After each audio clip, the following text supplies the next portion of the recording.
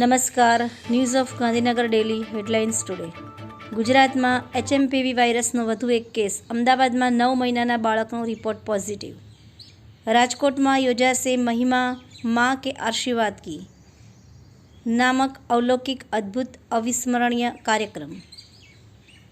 19 વર્ષના છોકરાને 25 વર્ષના યુવાનનું હાર્ટ ટ્રાન્સપ્લાન્ટ કરાયું. દિલ્હીમાં 13 કલાકમાં સફળ સર્જરી.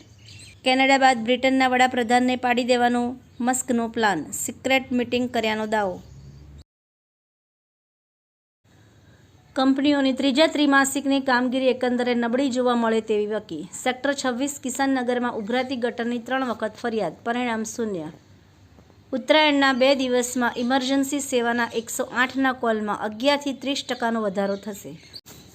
બેંક ઓફ ઇન્ડિયાના એક્ઝિક્યુટિવ ડાયરેક્ટર શ્રી સુબ્રત કુમાર વડોદરા ઝોનની 2 દિવસીય મુલાકાતે આવ્યા. અરવલ્લી જિલ્લા ખાતે district development coordination and monitoring committee દિશાની બેઠક સાંસદ શ્રી શોભનાબેન બારૈયાના અધ્યક્ષતામાં યોજાઈ.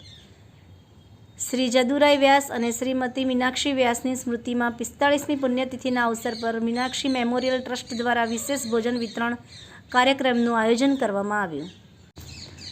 લોસ એન્જલસ સુધી કેવી રીતે પહોંચી કેલિફોર્નિયાના જંગલોનો દાવાનળ, જાણવા જેવું. એનોજી સાહિત્ય સરિતા ગ્રુપ. વિષય મકર સંક્રાંતિ. એના ઉપર સર્જકોની વિવિધ સ્વરચિત રચનાઓ. છેલ્લા 10 વર્ષમાં દેશમાં અણઘડ GSTના અમલીકરણને કારણે નાના વેપારીઓ, સામાન્ય મધ્યમ વર્ગ અસહ્ય મુશ્કેલીનો સામનો કરી રહ્યા છે. ગુજરાત સરકાર આંતરરાષ્ટ્રીય પતંગ મહોત્સવ 11 થી 14 જાન્યુઆરી 2025. આભાર. મીનાક્ષી રાવલ, ગાંધીનગર. ન્યૂઝ ઓફ ગાંધીનગર દૈનિક જન ફરિયાદ ન્યૂઝ.